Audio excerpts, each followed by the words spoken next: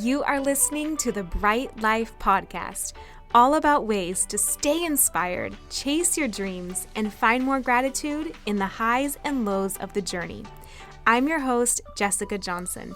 I'm a business owner, a part-time digital nomad, a self-growth junkie, a believer in other big-hearted women, and am all about sharing tips, tricks, lessons learned, and encouragement so we can all live our biggest, brightest lives. You ready?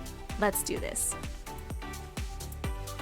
Hey everyone, welcome to today's episode. I have such a treat for you today. I have my friend Cortney here, who is an amazing entrepreneur and photographer and blogger. She has so much to bring to the table and to share about leaving corporate America and building the life of her dreams. So I'm so excited to share her with you.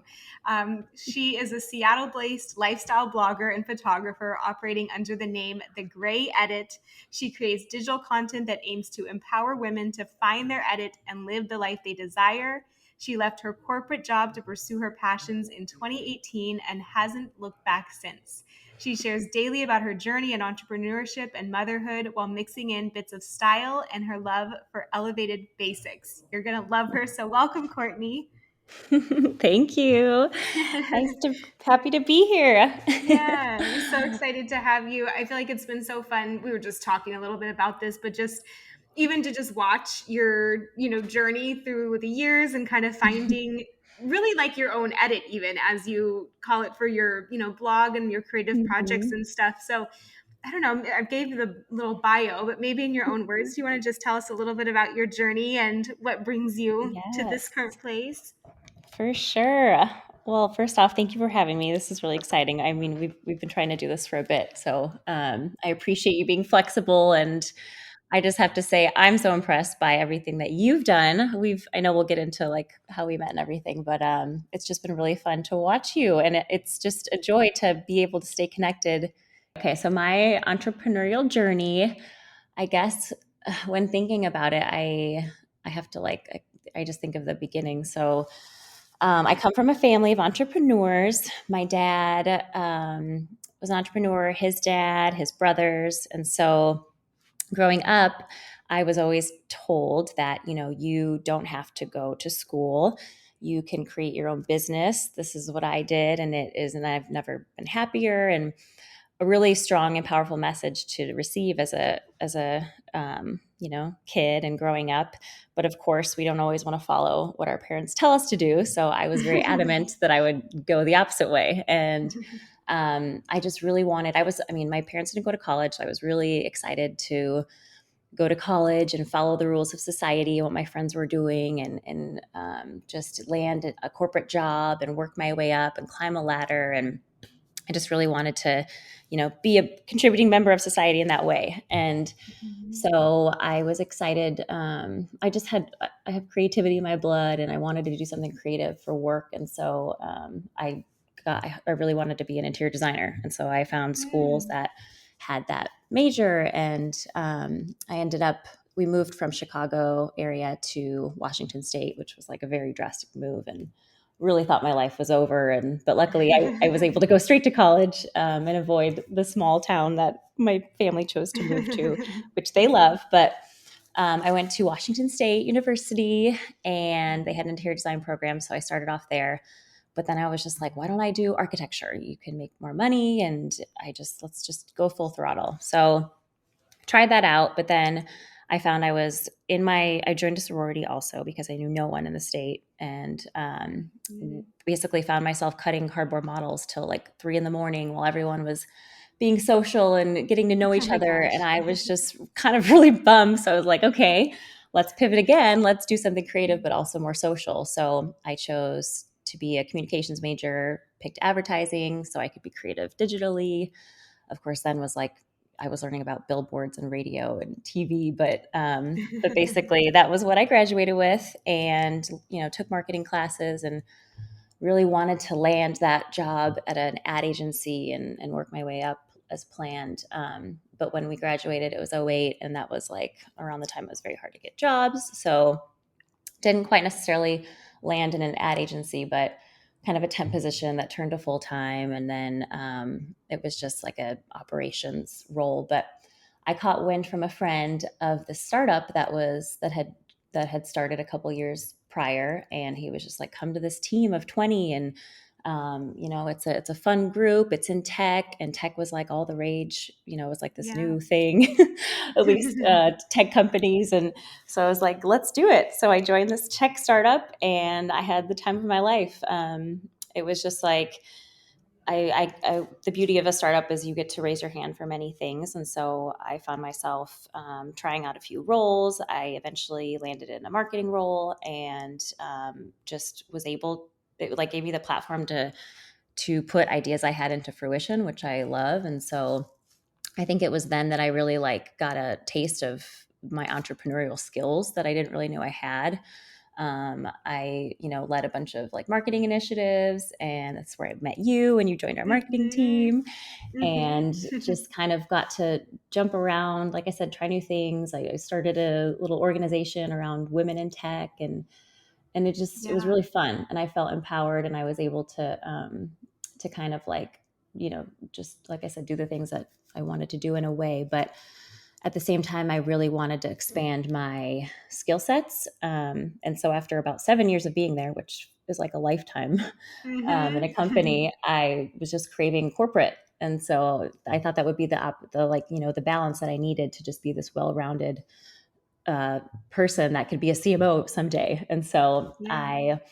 I was like, where would I want to work? That's corporate in Seattle. At that time, I've always been into style, and almost to a fault, being a shopaholic in a way. But back at that So company, good at it. Style, thank yeah. you. Yeah, thank Yeah. you. But I had colleagues that were like, you should start a style blog. And I had had a few blogs before. And so I was like, maybe I should do that, because I saw a lot of other people starting these blogs that were actually becoming successful. And so, and they were just fun. Like, I've always been a documenter and a sharer, and so I was just like, maybe I should do that. So around the time I was plotting a jump to corporate, I started my third blog, and I called it The Gray Edit, which was like a ode to style with the word edit, and also gray, or Seattle with the word gray. Yeah. And just because I found my style being influenced after living in the city, after I graduated. Less color, Yep. but kind of something I really liked. And Mhm. so, yeah, I started the Great Edit blog. I had so much fun. Doing it. I'm a tech nerd at heart. I loved designing and redesigning, and I was posting to Instagram like these, photos with the filter of my outfits, and just Yeah. embarrassing now, but I was having a good time, and I thought that would be like my like showing to the universe that I wanted to work in fashion. And so I applied to a job at Nordstrom that popped up, and I got it, and I was so pumped. I was just like, oh my god, this is my dream job. I'm going to work at marketing at Nordstrom Corporate. And I took the first position that came about, which I don't want to say I regret, but it was a step down in pay, in title. But I was like, whatever, I'll work my way up like I did it at my previous company. So I loved working at Nordstrom. It was just like I was like a fangirl. I was just like, this is the ultimate. Going into all company meetings and getting to learn about campaigns and the new, celebrities they were working with, and all the behind the scenes. It was awesome. But so the team that I landed on was kind of newer, and there was a manager and role there that like I ended up kind of doing a lot of the work for, but not necessarily getting rewarded for it. So I felt it felt kind of odd that I was working really Mhm. hard, but I wasn't getting recognized like I was prior to in the startup world. And so I would, talk to my leadership about it, and it was almost just like, I don't know, like you just have to wait your turn. It was just like kind of a political landscape of, you Mm. don't move up until a couple of years, you do your time, and then you move up. And then that's how all of us got here. But I found even when you were in a higher position, you weren't really working that hard, or at least the people that were around me in a way. So Mhm. I was just kind of confused, and I was a little frustrated. Then I moved teams. I loved the team that I was on. I just, again, like if I wanted to work my way up, I had to either wait or, yeah, just kind of play the political like landscape. And At that time, Yeah. Trevor, my husband, and I, we were planning to start trying to grow our family and have our first baby. And I just felt sad. I would come home and cry because I was working really Mm, hard. And I felt like, I don't know, I felt like I had to be there at 8 or 8:30 and then leave no earlier than 5. I felt like it was very kind of trapped, and I wasn't making the money that I wanted and didn't have the title I wanted. And then Trevor got this opportunity to go to Morocco for work. And I remember not being able to go because I didn't have enough PTO. And I just was like, mm. so I was like, F this, like we're going to start a family and I'm just feeling trapped here. And I'm a hard worker, but I'm not, proud of the work I'm doing in a way, or am I getting rewarded for it? So I was just like, I think I want to make a move. And Trevor's like, dude, you've got your blog. Look at all these other bloggers right now. Why don't you just try to turn that into your Yeah. job? So he Mhm. encouraged me, God love him. And I left Nordstrom after a little over a year. So it was a short stint. It felt like a long time. Um, and so, yeah, I became a blogger, a full time blogger. And Uh-huh. it was really fun. I mean, at that time, I had had it for what, over 2 years, maybe even more. And I was working with brands. I was trying to grow my following. I was connecting with other bloggers in the community. I mean, I had a great time. I I have a hard time resting, so my calendar would be full for the week, and I block out things I was doing. And but at the same time, it was not as lucrative as a job that I had had before, especially a corporate job with benefits. So I saw other people, making really good money in the field, and of course still doing so, but it just didn't feel, there was something missing. It didn't feel right to me. And even when I was, before I started it and I was posting outfit pics to Instagram, like it was embarrassing to me in a way. Like I was nervous about what people would think, my friends. And, I wanted it to come across as authentic and not anything else. And Yeah. so I don't know. There's a piece of me that was like, I don't know if I want to do this full time. I think I want to have something else to go alongside of being a blogger. So I did get pregnant. I had Bowden, our Hmm. boy, who's now 2.5. And So that was cute. kind of, thank you. He's so much fun. But I was really happy that, like, another part of my reason for leaving corporate was because I wanted to have that flexibility when I became pregnant. Like, I was so silly. I thought that I would just be bedridden all 9 months and I wouldn't be able to do anything. So I was just like, how does one work when they're pregnant? Which is false, by the way. But I was happy to, I had a pretty easy pregnancy. I had a lot of energy. So I was happy to just be growing my business and building it alongside of growing a baby, on my own terms, on my own time. And so, of course, I could take a maternity leave that wasn't termed, and that was really great. So having Bo was basically like, I'll be at home full time, well, part time, while kind of running my business alongside of that. I Mhm. had a product idea that I actually was kind of working on right before he was born. That was going to be my big thing alongside of the blog. I still would like to make something of it. We invested some money in like a design team, and but ultimately it just didn't feel right. And so Mhm. I pivoted, I stopped, I put it on pause. But basically after having Bo, I was like, all right, I'm still doing the blog thing. The product idea is on hold, but what can I do? Like, I didn't want to go back to a 9 to 5. And I mean, I know that a lot of entrepreneurs will give the advice of making sure you have that cushion and that safety net before jumping ship, which I I don't want to say I didn't have, but if I mean Trevor and I were in a place that we could afford to, for me to take that kind of a chance for a bit, Mhm. and try it out. Mhm. So I think that allowed me to have this time to try a couple things, which I'm very thankful for. And Trevor has his own company, so I know that he really wanted me to kind of feel that that feeling too of finally making something that you're proud of. And but anyway, so after a bit of just like trying a few things, I was like, oh my god, something kind of clicked, like literally. when I was like, I take photos for my blog, and I have always been a picture taker, like since high school. Like I said, I've like an overshare documenter. I have way too many photos on Facebook that I need to delete, and I've always been with the one with the camera. And so when it came to Trevor and I like getting engaged, I got my first DSLR and I took it on our travels, and I learned how to shoot in manual, and then the blog I was using it for other like shooting other bloggers. And I was just like, why don't I turn this into something? So that's where it kind of all came together, where I launched the Gray Edit photo to go alongside of my blog, The Gray Edit. And it's been in business for 2 years now. And it was a success kind of off the bat because I had built up this community of women that I was hoping to inspire with style and life. And with photos, I was hoping to do something similar. I wanted to empower women to like document them paving their own way, such as I was on the path of doing myself. I wanted to find business owners and women that were taking chances and having big moments in life that, like becoming a mother, that were worth documenting. And so that's kind of been my niche, women that are paving their own way. And yeah, so that's kind of been what I'm doing now. I'm a photographer, I'm a blogger, and my overall goal is just to kind of inspire other women.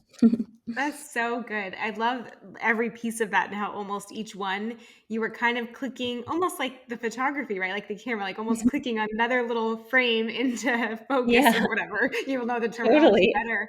But in hindsight, you can kind of see that a little bit more where you were kind of listening to those hunches and being like, okay, well, you got to try something and figure out how it feels. And then that's Mhm. almost right. But like pivoting a little bit to the next thing is really cool to hear the backstory Yeah. on. Thank you.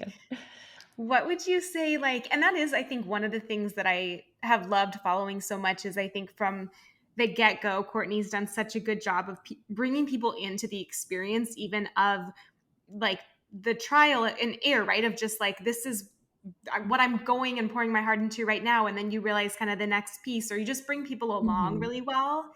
So, like, what would you say are Yeah. some of the biggest lessons you've learned in that journey? Yeah. Well, I think a big unlocking is like kind of what I somewhat mentioned is like this feeling like I think about I do tend to I do tend to share, sometimes overshare about just what's going on inside of my mind because I don't know, I feel the need to like I feel the need to be kind of honest with myself. I think that's a driving force that I'm realizing over time. Like I don't know if you've read the book Principles by Ray Dalio, but it kind of talks about what are the principles that drive your life. And Trevor and I both read it, and we got to thinking like, what are the principles? And I think legacy is one that I have learned. I want to leave some sort of a footprint in a way that I can be proud of, which is kind of why I'm on this path. And then I also like feel the need to be honest, but more so to myself. Like I don't want to do something that feels dishonest to what I ultimately want or feel or what will make me happy. And so I think that's been a big uncovering. Like if something doesn't feel right, then I'm going to talk about it or try to change it, just because it doesn't like align with what I'm ultimately striving for, if that makes sense. Yeah, that's a huge one. That's even a hard one to listen to sometimes, or it's like, I think in the middle is the hardest part where when you start to feel that inkling and then you know it's there, but it's almost like, what's next? Or what do you do Hmm. from there kind of thing. So Yeah. I think that's big, especially in that entrepreneurial journey. But even I guess people that are in, their 9 to 5 who are maybe feeling like, oh, this isn't quite right, is almost just Hmm. like, being aware of that but then being willing to act on it. And like Yeah. how did you find you would almost like, how do you find your next step if you start to get that feeling? Hmm. Is it trying other things? Is it, I mean, do you journal on it, or maybe it's Yeah. conversations? But how did you even kind of find your way to that light bulb moment of them being like, oh, there's the photography or the great edit photo or things Hmm. like that? No, it's a good question. I mean, I talk about this a lot. I feel like with even friends and other entrepreneur colleagues, but it's like I mean, we've all had that feeling, I think, of like when you're not happy in your certain path. And I think about like happiness overall. I mean, we are the only ones responsible for our own happiness. It's not our boss, it's not our partner, it's us. And so if we're not feeling happy, we're not feeling fulfilled, it's up to us to change it. And that's really scary. It can be very scary sometimes to like make the move and, give up what you have. And I think if you're feeling that itch of really wanting to do something that's not just that, that's outside of the norm of the 9 to 5 or what you went to school for, I think listening to what people tell you is huge. I mean, just because I had several colleagues at the startup tell me like, oh, they would ask me where I'd get my outfit or my pieces for my outfit, and they'd tell me I should start this blog. Like I listened to them. I was like, really? They think I could do that? And of course, I wouldn't have just done it unless I thought so myself. I did have that kind of passion for it too.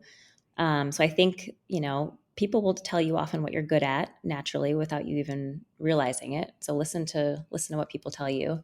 And then just, yeah, like evaluating, like, what do you like to do? What lights you up? What are the things that don't really feel like work? So I think it's just a line of those two things, doing some soul searching and then listening to what others really look up to you for. That's so good. I love that. What do you think are some of the things, whether it's resources or practices or habits or anything like that, that have had the most positive impact on your journey? And maybe what you just shared is one of them too. Mm-hmm. Well, I love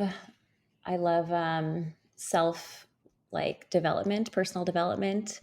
I feel like once I left, even when I was working at Nordstrom, in the mornings I created this routine, my morning routine that would just I knew the things in the morning that I had to do to give me energy and to feel good. And that was like a little bit of working out, drinking my bulletproof coffee. I'd sometimes meditate. I'd listen to a podcast to kind of get my wheels turning and fill my ears with ideas and other entrepreneur stories so that I could kind of motivate myself. So I feel like it's for me, it's like, yeah, constant learning from others. And that's kind of podcasting. I just really love listening. Like your podcast is very motivating. I love it. And I've listened to several others. My faves kind of recently or lately have been like Almost 30. Um, I love the Skinny Confidential. She's definitely extra, but they have on a lot of good guests, her and her husband. Yeah, Jenna Kutcher was one that I would listen to a lot. But if you're hungry and you want to do something, like lean on and learn from others that have done it, so that you can kind of learn from their mistakes. I think that's important, and just make sure you're fueling yourself so you can make it happen because it's definitely not easy. It takes more work. It takes a little more energy than showing up for work in a place that's already established for sure. Yeah. And it's like if you're giving that much output and the content and stuff, you almost need stuff coming in to have different ideas or inspiration or ways of Hmm. thinking about things or handling it for Yes, sure. staying inspired. That's huge. Yeah. Staying inspired. Was there anything totally unexpected along this journey that you've been on? Yeah. I think, let's see. I guess it was, I mean, I don't know. Immediately when you're Hmm. asking that question, I think of like motherhood. I was Hmm. planning for it, but I guess it did. Like I had pretty bad postpartum like anxiety and depression, and I have never been an anxious person. And so I think that I mean, I had so much energy when I was pregnant. It was insane. I had the to-do list and I was knocking stuff off and I surprised myself. But then after having Bo, creating the biggest gift of life, I just felt this weird sadness and it scared me and it felt uncomfortable and I felt guilty. And I did like talk about that quite a bit on Instagram just because it was literally top of mind and I felt like it was hard for me because I felt like I wasn't fulfilled in this role yet, and now becoming a mom, I felt like it was setting me back, which sounds really bad to say, but that was the fear I had going into it. In all honesty, I knew that. if I got pregnant, it would just be a little, it would take away from like me trying to figure out what I wanted to do with my life. And I wasn't there yet. So it was kind of, yeah, I think that's what brought on a little bit of the postpartum, to be honest, because I wasn't fulfilled yet in what I was doing with my life. And I have always been someone that thought that the title was everything, which is a really bad way of looking at it. But I think it comes down to that principle, like I mentioned, like I wanted to make sure that I was going to leave some sort of an impact. And I mean, like, again, it's not like the world ends when you have a child, but I think it was like making sure that I had something in place before having him so that I knew what I was working towards when I had healed and had the time to work again. But anyway, so it was I wasn't prepared for that kind of a jolt of like just a little bit of a mental shift. But with that, allowed me to work harder just on myself. And I started seeing a therapist. I started working with a naturopathic doctor to balance my hormones. I'm still learning about how to do that because I still feel like there's some work to be done there. But just taking the time to take care of your mental health is huge for becoming an entrepreneur. I mean, there's just a lot of stress that comes with it, and then throwing motherhood on top of that, that's a whole other realm. And so I think it's just like making sure it just allowed me to it showed the light on like, what I needed to focus on alongside of creating this thing that I had in mind of what would be my brand and business. Yeah. And probably a little bit of almost like the motherhood becomes its own legacy in a way too, right? That you just haven't, Mhm. if your whole career and everything, it's so about the title and the next promotion, especially in corporate and stuff. And so then it's almost Mhm. like shifting to entrepreneurship and giving yourself that feeling of the credibility and everything as you're building something. And then Yep. almost that, I don't know, I think just recognizing too, it's like motherhood is the biggest legacy you can even leave. Mhm. So I Totally. bet in the beginning there's such a, I don't know, but I'm guessing there's just such a transition, right? Or Mhm. almost integration of all these different titles and roles that you do have. Yes. And almost if the world isn't actively giving you credit for them, probably finding ways where you're like, oh no, this is what matters most. And this, I can have all these Mhm. pieces and stuff.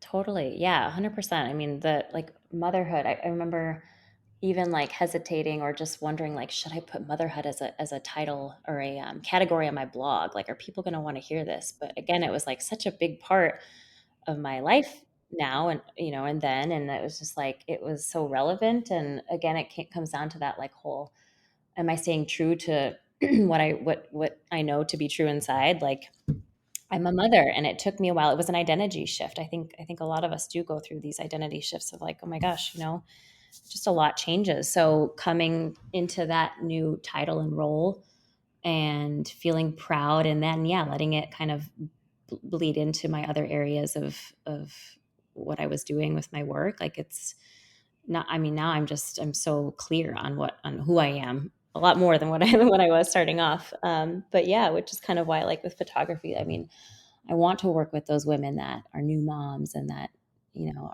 need to document these times. And especially if you have a business alongside of that, or just all the stages, it's just such a beautiful, messy, and incredibly hard, like just all the things type of journey. Yeah.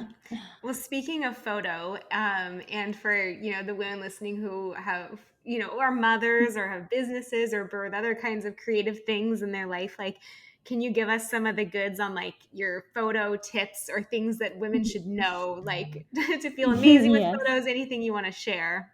Yeah, no, that's a good question. Let's see. Well, I feel like I have some like experience being in front of and behind the camera Yeah. now over the years, and I'm still even like awkward in front of the camera. And I think that that's when I'm working with someone new, it's like they feel that, so I know that they feel that, but it's okay, Yeah. it's very natural. But I'd say if you're taking a photo, you want to for sure consider lighting and composition. And so if you're shooting, I prefer to shoot in natural light, which means, when the sun is out, you want to make sure that you're not shooting at the sun, you're using it behind you. And then you're waiting for the sun to be kind of lowered at the horizon. So early morning, later in the evening, just when the sun isn't harsh, it creates harsh shadows on your face. And then composition. looking at what you're standing in front of, your subjects in front of, use the surrounding as framing. So that's Oh, kind of so good. composition. Yeah. Doesn't always have to be centered. You can kind of put someone offset to create interest. But then if you are in front of the camera, just kind of like do little shift movements. Like think of shifting your weight back and forth Mm. and doing a little bit of a smile and a no smile. And it's really hard to do the whole no smile but smiling with your eyes thing. But I do promise you Nice. it creates, yes, smizing. It creates a little bit more interest and emotion in a photo, which I really like to capture. So yeah, just kind of try out Definitely. some simple movements. Use your arms to create S curves, which also shows more interest, like a hand on the hip, maybe like brushing your hair back behind your ear. It just kind of creates a more interesting photo with your body. Yeah, that's so helpful because I feel like that's one thing when I get my photo taken. I mean, I'll feel like such a cheeseball because I'll just do the same kind of smile the whole time and it's 30 shots of the same thing.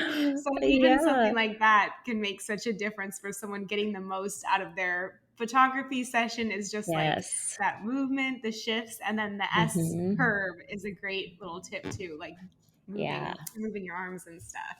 No, believe me, like I am a very smiley person. I am expressive with my face. And so it's been a real challenge to like, because I see, like you just said, like in a branding session, if I'm smiling the whole time, the photos do tend to look quite the same. And Yeah. so I try to urge my clients, like, let's get longevity and variety out of the shoot. And so, yeah, just doing a mix is really helpful.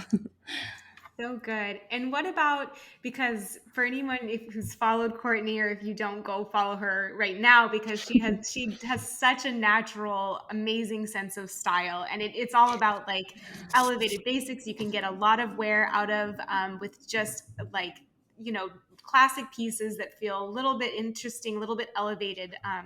So you have already described it way way more Yeah. beautifully. But like, what about any style tips or things you've picked up on over the years being a blogger and Hmm. working at Nordstrom or anything like that? Yes. Well, that's been its own journey in itself. I mean, I have, confessions of a shopaholic. I would spend all of my money on shopping. I would go buy the latest trends just so that I could take photos in those clothes. Hmm. And I learned the hard way that that's not sustainable. And so, I mean, I started my blog shooting a lot of outfits from Zara and, like I said, the latest trends. And then I was just like staring at a closet full of items I'd never Yeah. wore and I didn't really feel proud to have. So, yeah, I've just found over the years that like investing and being thoughtful in what you actually add to your closet is a better feeling overall, and it will just bring you more joy. So I don't know. I heard about this concept elevated basics. I don't even remember where it was around the time I was working at Nordstrom. It's like a marketing phrase, but it stuck with me because I mean, no one wants to just be basic, right? I don't want to just wear Hmm. basics, but I do like to, like you said, pick ththese classic pieces that I can wear and have longevity and versatility, but are actually of quality and maybe have Yeah. like a little bit of edge. So if it's like a turtleneck that's ribbed or has like a little bit of detail in the shoulder, like it, it's a way of finding a classic item that can then be relevant in the current time and also just like last in your wardrobe. So I focus on putting into my wardrobe about like 80% of those elevated basics. And then the rest I kind of pull some statement pieces that you can that basically speak to your personality. So it's like the style formula that I've created for Yeah. myself that I've been talking about more recently because I feel like it resonates. And I have a new website that is my blog, The Great Edit, that kind of shows and breaks down this whole style formula. If anyone's interested, it's kind of fun. But Yeah. it's changed the way that I think about shopping. It's changed the way my closet looks. Obviously, I've done quite a bit of purging, which has been awesome. Have sold clothes and given them new homes so that other people can give them more love. And then I'm also shopping more secondhand and just buying from brands that I feel proud to represent and that are doing Yeah. good versus not good. So it's a coming of age type of thing, but I just feel like it's been really nice to share it because I think it's been resonating with other women. So Yeah. And it's I been bet it's fun. like, yeah, I think it's one of those things where then you almost probably open up your closet or your wardrobe, and every piece you could mix and match so much easier because you're just like, I Mhm. love this piece, I love this piece. It all feels Yeah. high quality. You have a little embellishment with the accent pieces or trend pieces. Mhm. I love that Totally. concept. Yeah. It definitely makes getting dressed easier, which is nice. Especially as Yeah. a mom, we need that. Yes, yeah, definitely.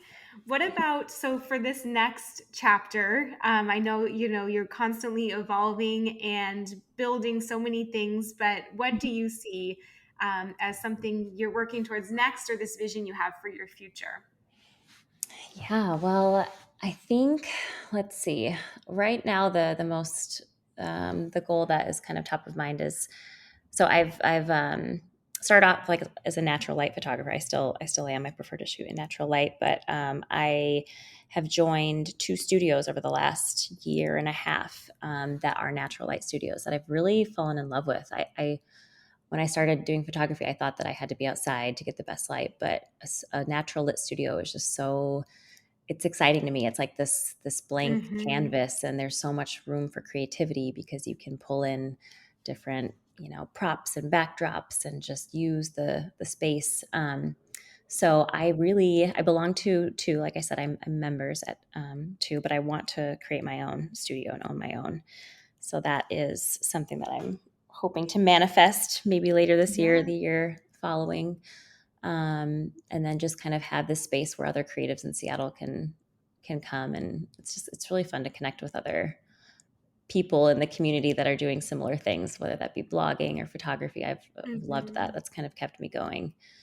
Um, and then yeah, I just redid my blog, so that's been really fun. I hired this amazing designer after years of doing that on my own. I just was like, I don't have the time to do that anymore. So it was it was hard to let go. It's hard to delegate and release control, but it totally proved that I need to do that more because she just nailed it. And now I'm just feeling re-inspired to add to my blog again. So hopefully create more content there that is just helpful and can be a resource around style and life and entrepreneurship and motherhood. um, it's hard these days because creating video content is so it's just kind of what you need to do, and so I've been Hmm. kind of pushing myself to do that, but at the same time I just really love to write and take photos, so I'm trying I to like know. get a I feel balance you. between those things, I know. and not You're forget like, about we my just blog. mastered this side. Yeah. I The know, what the photos and heck. stuff. I know. I know. Well, you're Yeah, so good at it though. And you feel like anything thank you you. do, it's beautiful. It's so well done and like high Thanks, quality and Jess. elegant. Yeah. Well, so Means a speaking of lot. the website, where can people go find you, find these resources on style or to Yeah. get these photo sessions? How can they get in touch? Yes, yes. So you can find me, let's see, for The Gray Edit, my blog. My blog is thegrayedit.com. And on there, you'll find in the nav, there's like a style formula page you can check out. There's the blog, which has a lot of posts. Then you can follow me on Instagram, which is The Gray Edit. That's The Gray is Grey, so The Gray Edit. And then for photography, it's thegrayeditphoto.com. And those are linked together. So if you're on my blog site, you'll be able to find my photography site. And you'll see my portfolio, kind of my focus, and how to book a session with me. And then you can also follow me on Instagram at the Gray Edit Photo.